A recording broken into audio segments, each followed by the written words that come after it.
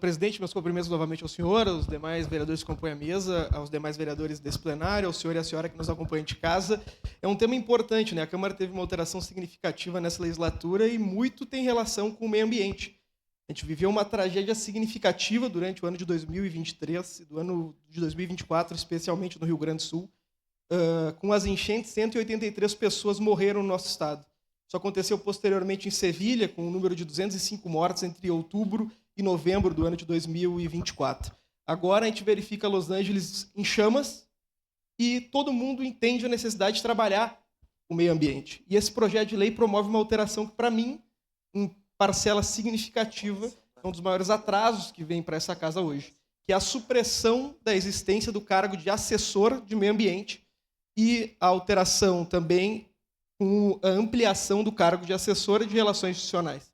Então, a gente tira um cargo que, embora comissionado, é muito técnico, para criar um cargo quase que político e técnico, que é o assessor de relações institucionais.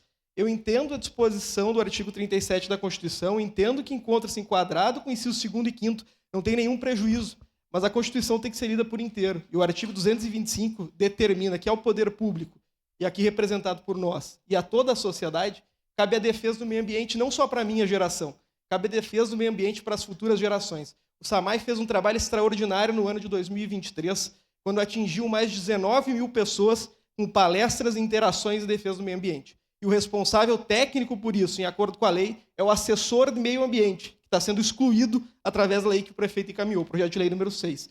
No ano de 2024, nós tivemos mais ou menos 5 mil crianças que foram atingidas por essas palestras que foram organizadas pelo SAMAI.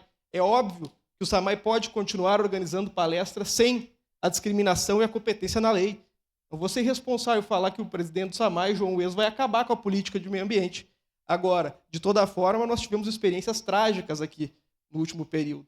E que, se não tem obrigação legal, não há por que alguns gestores que assumiram a prefeitura promover a política de meio ambiente. Eu sofri, todos sofreram.